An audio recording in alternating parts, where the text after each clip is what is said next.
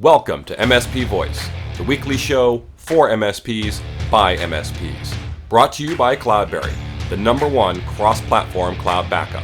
Learn more at cloudberrylab.com. This is MSP Voice. Hello and welcome to MSP Voice. This is episode number 53. Today's a bit of a different episode based on the survey results. You wanted some more specialized episodes, so this one is specialized on security. So my guest is John Kulas, who is not an MSP, but he does hold certifications in the security side. So he shares some of his insights. It's his own personal insights, so we don't disclose his employer, but he has some great tips and information for all of us to follow for better security practices. So before we get to that, we're going to do some housekeeping here. We've got mspvoice.com as your source for all things MSP Voice. All the past episodes are up here. You can find links to our social media links to join us on Twitter, on Facebook, and those types of things. So definitely check out mspvoice.com. And as always, if you want to be a guest, just click the Be the Next Guest and fill out the form and we'll get you on. So a couple of stories this week, some security focused, some not. The first one is basically just a congratulations. So congrats to all of the MSP 501 winners, I guess. I don't know if they're winners or just everyone who made it into the list of MSP 501 from Channel Futures. It's a great list. So if you didn't make it this year, there's always next year. And if you don't know how to join or how to be nominated for it, there's information on their site to help you do that. So again, congratulations to all the MSP 501ers, I guess. Next up, everyone was talking about it last week. It happened about 5 days ago. And you know, the Reddit title here is misleading. So, you know, it says Kaseya weaponized to deliver Sonan Akabi ransomware. I don't know how you say that. But of course, underneath it says title not accurate, wasn't Kaseya. So this is essentially the attack where someone got compromised securities for, it appears, both Webroot and or Kaseya.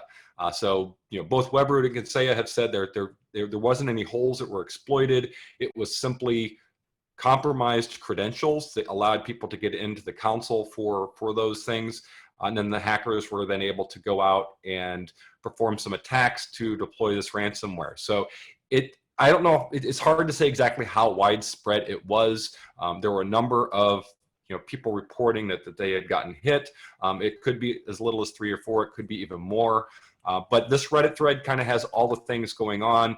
Of course, Huntress is always on top of these things. So a lot of the updates and stuff on here that they have in here is in terms of exactly what happened, and to make sure that you yourselves protect yourselves. One of the things that Webroot did do was force two-factor authentication across all their customers. So essentially logged everyone out, and then we went to go log back in. Two-factor authentication was there in place. So minor annoyance, I know, but it's definitely a best security practice, and it possibly could have helped for those that had compromised securities through Webroot. And in a related story, this one I think just came out earlier this week, is that one of the MSPs actually did pay the hackers $150,000 to unlock the data. So it was $150,000 in Bitcoin, and this is according to UBX Cloud. UBX Cloud is kind of the one that kind of started the thread, and they're talking about it. They offer cloud backup services. They have them air gapped. They said about 30% of the computers were fine, but for some reason another 70%, I don't know if they weren't utilizing UBX Cloud or what, weren't protected. So then the MSP had to pay the ransom. So $150,000 is quite a bit, especially if you're a small MSP. Who knows if maybe they had insurance to cover it. They don't say who it was, those types of things. But definitely something to consider. That's how big of a deal this is. And finally, our last security update. This time it's Dell. So another vulnerability found in Dell security bloatware. That's the headline. Users must update ASAP. So I know a lot of MSPs out there have customers using Dell equipment, Dell laptops, those types of things. This has to do with a vulnerability in their support assist software. So it's not just Dell though. It's also also other OEMs who have used the rebranded software in their computers. So it's definitely something to look into. Click the link here on the blog to follow this. If you haven't heard about this, this is one that's very important. So again, if you've got Dell out there and you've got that support assist software that's running or even installed on those systems, make sure to get it patched. Dell has released a patch, so definitely stay on top of that. With that, it is now time to take you to our interview. Again, John Kulas, good talk today on security, so hope you enjoy it. And I will talk to you not next week, because next week is a holiday. So MSP Voice will be taking the week off. We'll be back the following week with some really exciting news and another great episode kind of that ties into that news. So be on the lookout for that in 2 weeks. Thank you. Hello and welcome to MSP Voice. Today I am very pleased to be joined by a security specialist named John Kulas. We're not going to say who he works for because he's actually here representing himself and his experience, not his employer. He's not an MSP, but we are going to try to keep the focus on what MSP should do in terms of security. John, introduce yourself briefly and tell us who you are. Yes, hello. I've been doing security stuff and audit stuff for going on 20 years now. Prior to that, I was a programmer, didn't pay any attention to security. Then I got put in charge of a data center because I knew all the applications. They figured, you can take care of the physical stuff too. Well, no, it was the applications that killed me every time, because people make changes on Friday, go home for the weekend. I get called Saturday morning saying X doesn't work. Yep. Like, who changed X? New. So I started putting in audit trails. Didn't know they were called audit trails at that time. Huh. But I was change logs, whatever you want to call them. Mm-hmm. And that led me to get an auditing certification, Certified Information Systems Auditor. And that was going on 20 years ago now. Wow. And so now, so in terms of, from a security perspective, are there certifications? Are you, do you kind of have a certification route when you are in the security biz? Yes, it depends which aspect of security you really want to get into. Okay. Any of the major fields, they all have an organization that's industry recognized. If you're into disaster recovery and business continuity, there's one for that, the whole route there. You can go different angles on it. Pretty much all of the security certifications now have a cloud option to them. Okay. Because that is different than managing your own data center with your own applications. Okay. And I, cloud, you bring up an interesting point there, because I know we talked earlier, and, because of what you do, you've had the opportunity to visit some rather large data centers, cloud data centers. Yes. That do hosting and a number of other things, multi-tenants, I'm sure. Yes. What's your experience like? I know, you kind of, it's all just a bunch of servers and blinking lights, for the most part, right? But, and a lot of us trust the cloud, but what's been your experience when doing some of these site visits? So site visits are always interesting to observe what their physical security is. Mm-hmm. One of the points, little tricks I'll tell you now, that every single data center I've ever visited, whether it's owned by the company, third party, or cloud, every single one, I've had a great deal of fun with this particular point. PCI looks to see what kind of badge locks you have, or biometric locks. Mm-hmm. They also look to see what kind of cameras you have. So I'll walk up to the cage or the door or whatever the place is, mm-hmm, with my escort, and I'll make a big deal of looking at my watch and banging on it going, dang, what time is it really right now in this time zone? And I'm speaking loudly so that the audio picks me up on the camera. Mm-hmm. My escort tells me, I go, okay, great, thank you, my watch is off. They badge in, we go inside. And 30 minutes later, we're back in the conference room. I say, please show me the video that we just walking in the door there into the cage or whatever. Mm-hmm. And they show it to me, and I'll observe oftentimes that the timestamp is not exactly correct. I would be okay if it was, a minute or 2 minutes off. Mm-hmm. Generally hours or days off. Wow. Then I say, show me the badge lock records that show you, I point to my escort, going in through that badge lock. It doesn't even come close to the video timestamp. So they usually tell me some problems that they're having keeping the time connected and correct and all that. And I'm going, I'm sorry, how can I trust any of this if I can't match up a badge lock to an actual video? Yeah. Timestamp should be extremely close, if not identical. Yeah. So, I mean, what is the cause of that? They don't keep track of their time on their camera systems, on their badge locks. I mean, do things really get out of sync? The biggest problem is, which is a really boring thing to do, is you got to check up on stuff. Mm-hmm. What the stuff is. You got to check up on it periodically. Quarterly is great. And if you got problems every quarter, then maybe you got to make it every month. Okay. Sometimes if your quarterlies run good for like 2 years, you got 8 times where everything checked out perfect. Okay, you back it off to every 6 months. Okay. Right? Because you're looking at risk versus benefit versus effort. Yeah. So if you're never having a problem with something that you're doing monthly, like Windows patches, for example, if your team is really sharp and they're really nailing it every time, and you go for a whole year and the team does not change personnel, mm-hmm. and it's just perfect, okay, maybe you don't have to check every month. You can relax and check every quarter, trusting that they're doing a good job. They start doing a bad job, okay, go back to monthly. Okay. So it works for anything, but people don't do this. A lot of times they set it up, it works great, they walk away, then I walk in the door. Literally. Yeah. So that's true. We're talking like a specific example about timestamps on cameras and badge scans, but I imagine when it comes to things like firewalls, right, and the rules that you have set up, I'm sure, and I know a lot of MSPs, they're managing networks for multiple customers, and yes. They set up these firewall rules, but how often do they check them and those types of things? That's got to be another thing that you have to get in that cadence of.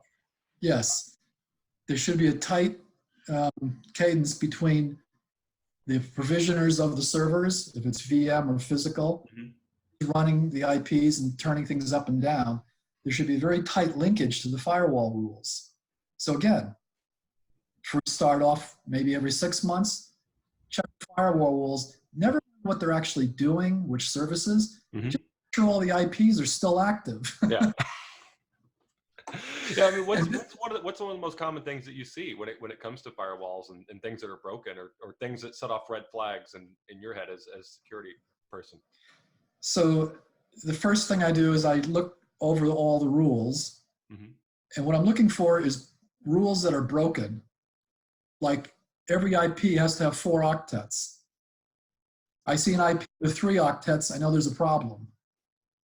And if I see a lot of that, or I see miswritten services, like instead of 443, mm-hmm. 434. Now the rule is not going to work. Yeah.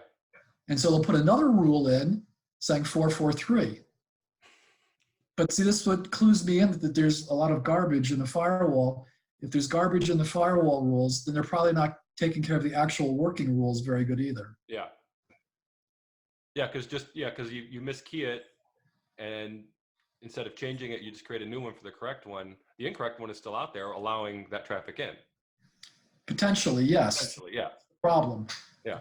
Traffic in or out. Mm-hmm.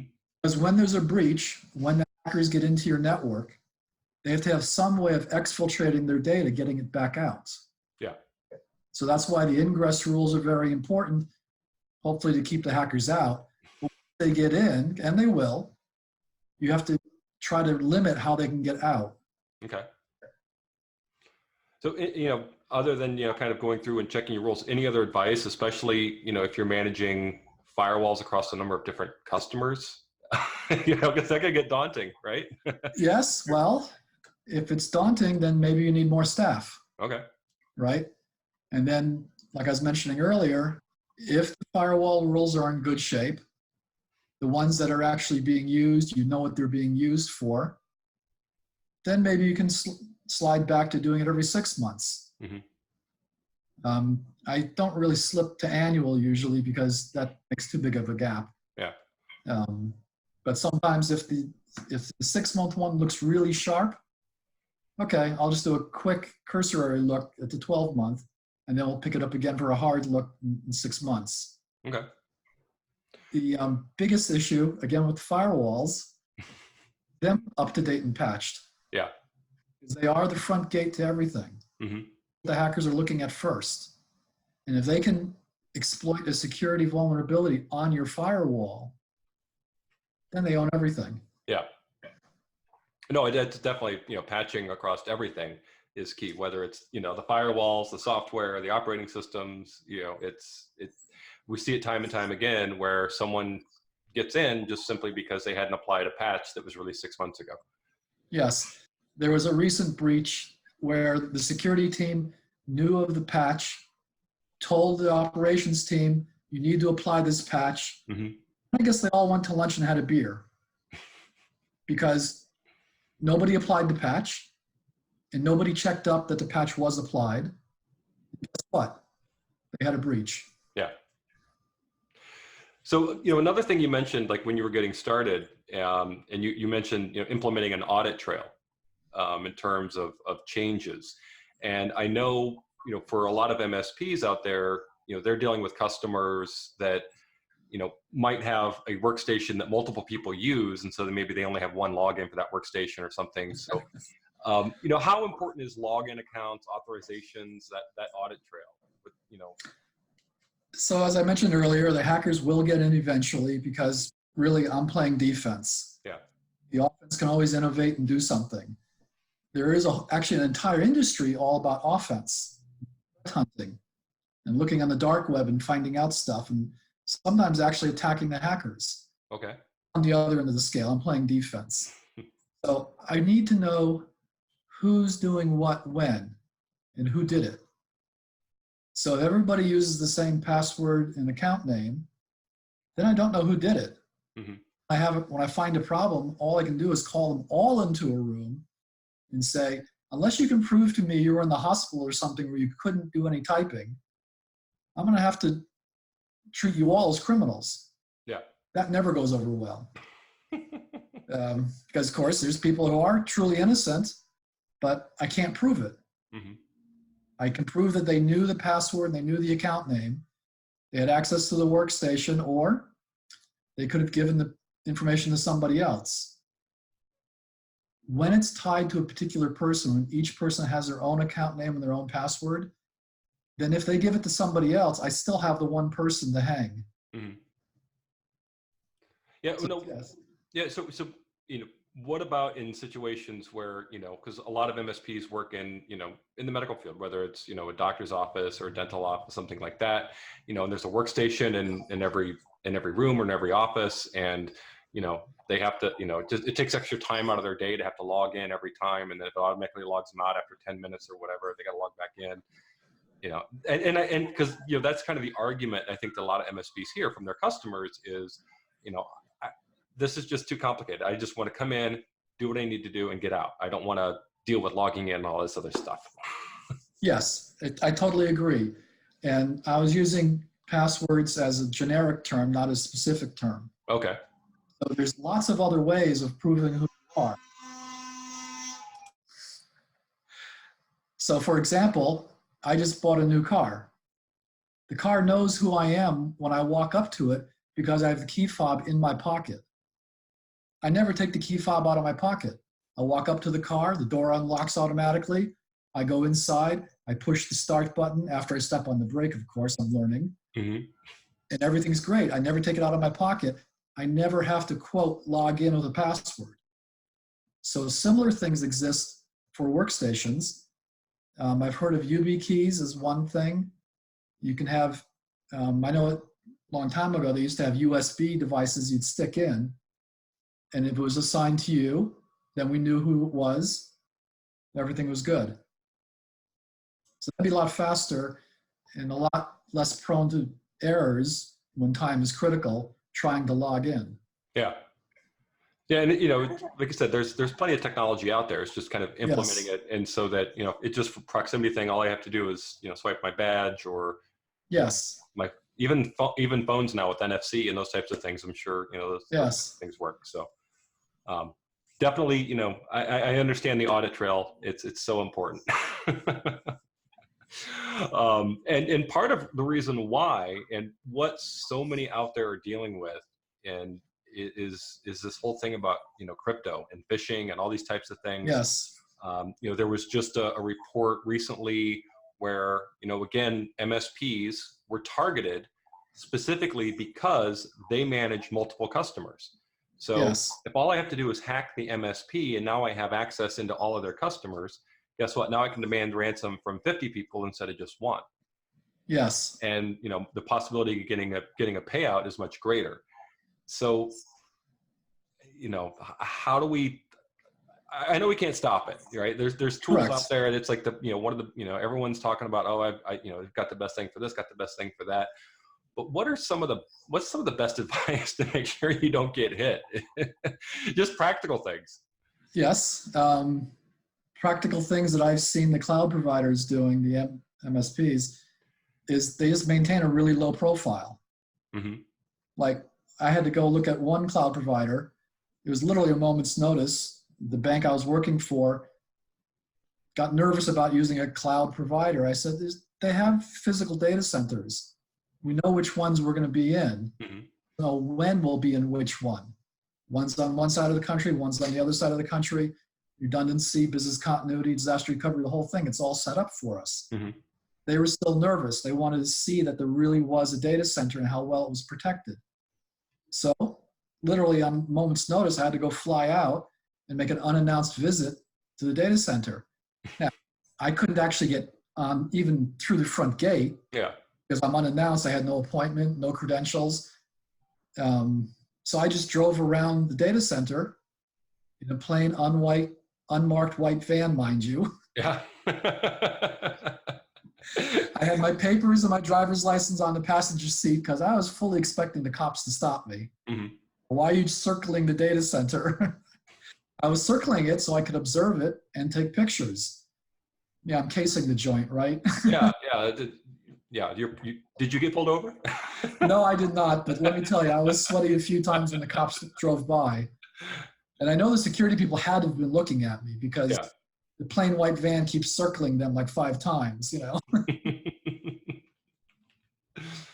So, but that idea of low profile, I mean, how did you even find where this data center was? I mean, most of them don't even list their addresses for their data centers, right?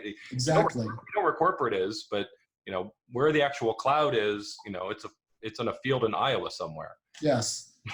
So that is true. And that was the bank's nervousness part. Mm-hmm. We did get the headquarters to tell us where the data centers were. Okay. Because the bank needs to be sure that the information is staying in the continental US. Yeah. Not going to Canada or Mexico or worse, overseas. Mm-hmm. So they said, these are our data centers. They said that in writing. So now the bank had legal recourse against them if the data went outside of the continental US. Okay. But we also now had the addresses. Yeah. So I went and looked. Yes, there was no signage. They were just plain, unmarked, I think they were actually white buildings, mm-hmm. surrounded by at least a 10-foot chain link fence with barbed wire on top of it. The entrances had vehicle barriers set up. It was quite secure. It wasn't military. I didn't see any weapons. Yeah. Yes, plenty of cameras, plenty of physical barriers. So I took the pictures, showed them to the bank, and they were satisfied. Yeah. So, I mean, from a physical perspective, I can understand that, right? You drive by, there's this white building, I have no idea what it is. I'm not going to mess with it. And, they're not going to publish, they're not going to tell just anyone where their data centers are, those types of things. But from an MSP perspective, right, they need to get business. They need to advertise. They need to say, hey, this is what I do. I will manage your network. I will manage your security. They have to be high profile. Yes, the headquarters does. Yes, but even just putting their URL out there, that still tracks back to the headquarters. Yeah. And they can, in their advertisement, just because this one I was looking at did, they said they had their main data centers were in Virginia and California. Parentheses, good luck for trying to find them, right? Those are big states, yes. There's probably other ways I could have found them. Perhaps looking at electric company logs to see who's using a lot of electricity. Look at what kind of buildings appear to be a contiguous footprint. Because these are large data centers, there's multiple buildings. Yeah. From a Google Maps perspective, if I had the patience, I could probably figure out where they were. Patience is key. Yes. A lot of these hackers have the patience. So. Well, they have nothing better to do, and they look at it as free money. Yeah. Which, yeah. Or they're angry. That's the other thing. Yeah. Hackers for financial reasons, and then there's hackers for revenge reasons, for whatever reason. Mm-hmm. Yeah, they may think the company's not ecologically sound. That makes them angry. They want to attack. They may be disgruntled employees. Yeah. Fed information to the hackers to cause trouble for the company. All kinds of different reasons. Yeah. So let's change gears a little bit and talk about just technology in general. So, this is a question I pretty much ask a lot of my guests, and whether it's, stuff you need for your job or consumer tech or whatever, what technologies are you kind of most excited about today? Or things that are on the horizon that you see coming? What, just from a pure technology perspective? So, we talked about firewalls earlier, and yes, that's the first fence. I want to make it as strong as possible. And then I also want to make the inside strong. One of the things I've seen coming out with firewalls is, traditionally with a Cisco firewall, you have a subnet behind it. And you have multiple servers inside the subnet. And the firewall rules do not apply to inside the subnet communication between servers. Okay. Right? That's how it always was for years. What I've run into now is a company where they've got every server is essentially micro-segmented. So every server is its own subnet. Okay. Which means every server has zero access to anything until you put a firewall rule in. Now, it may sound cumbersome and a real pain in the ass, and yes, it is. But on the other hand, I have much less worry about hackers hitting a server and then pivoting and attacking the next server. Yeah. Because they have to go, because in order to get, you got to get through. Yeah. Now, hopefully that doesn't create too much latency, if you've got, different things that need to talk to each other. True. I could see people saying, hey, that you just added 2 hops to, my database query. How's that going to affect performance? Well, like anything else nowadays, you just add more CPUs. Yeah. If you got VMs, ratchet up to 100 CPUs. Who cares? Yeah. Okay. Good. What about technology as a security person? I'm sure there's technology out there that kind of worries you or keeps you up at night. What? Well, it's actually not so much the security as it is the human factor, the wetware, so to speak. Okay. Because training them to use the technology, training them to pay attention, and expecting due diligence and common sense, which is not so common, of course, right? That's the weak spot, because we can have all the reporting and all the fencing we want and all the detection, but if people don't pay attention to the alerts, or people don't understand their alerts and go, I'll look at it tomorrow, well, now the hackers have more chances. Yeah. Okay. So it's not so much technology as the people who run it. Yes. Critical thinking is another issue. Again, back to people again. Yeah. I love talking to young people in elementary school and places like that, and trying to encourage them to understand, how do you estimate something? Because a lot of them can't estimate anymore, right? If I said, what's 67 plus 153? You would think maybe a couple minutes and then you'd have it. They just give me a blank look and take out their phone. Because they got a calculator there, and they go, or they ask Google. Yeah. How do you add up these 2 numbers, that part is just, it's a decrease in the level of critical thinking and a decrease in common sense. Yep, trust me, I see that every day. That Yes. decrease in common sense. Okay, so we are to the rapid fire round. Okay. I've made some modifications, just a few, because of your specialty. So we'll see how this goes. But this, not meant to have to think about it too much. Okay. You ready? Yep. All right. First up, Apple or Android? Android. Mac, Linux, Windows, or Chrome OS? You left out my favorite one, OS2. Oh, that's still in use in the New York City subways. Yes, and a lot of your ATMs. Yes. They're running OS3 usually. Well. So the reason is that you never had to reboot it. Never. Yeah. Okay. But I don't have that. So now I'm happy with Windows. It's much better than it used to be. Okay. That's good to know. Favorite firewall, money, no object? Well, see, I mentioned the Cisco ASAs, which have a lot of great features on them. Mm-hmm. And I told you about this other company I ran into with the micro-segmentation of every single server behind the scenes. Yeah. That company is not commercial yet. Okay. But that would be my choice there. If I could micro-segment everything, I have complete 100% control of all traffic inside the subnet. Mm-hmm. That's an auditor's dream. Might not make the techie person too happy. Okay, so because most of our MSPs are on a budget, and their customers are on a budget, so what's your favorite budget firewall? Or if you're on a tight budget, I hate to say budget because it makes it sound like it's really cheap, but something that's good enough but is not gonna necessarily break the bank. I'm trying to think what else I've had. The ones I was aware of, ASAs or earlier versions of Cisco firewalls, okay, and upgraded to ASAs. At the moment, I cannot think of the other brand names. Okay. Sorry. That's all right. No worries. And then finally, when it comes to backing up data, do you store them locally, in the cloud, or both? So I like both because locally it's faster. I have more control over when I can access it. Mm-hmm. Cloud can be just as fast if you have a big enough pipe.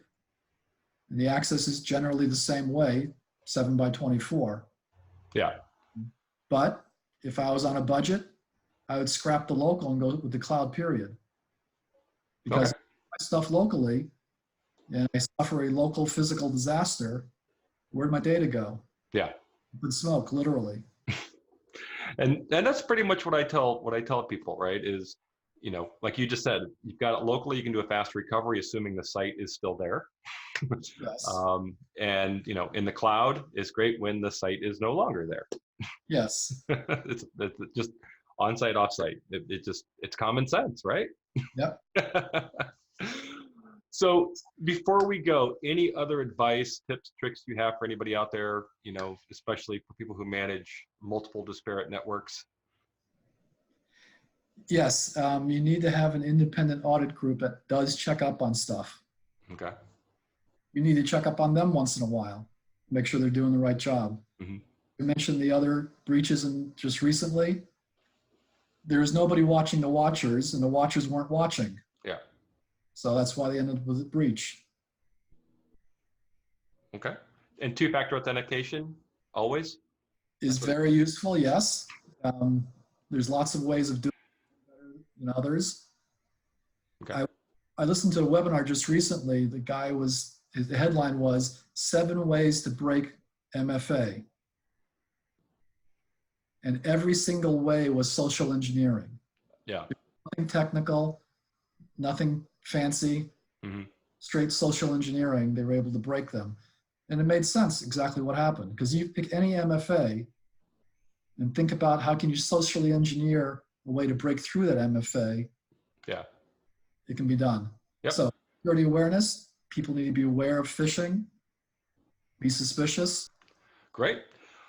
John, thank you so much. It's been very informative. I'm sure that our guests will get a lot out of this, and I really appreciate your time today.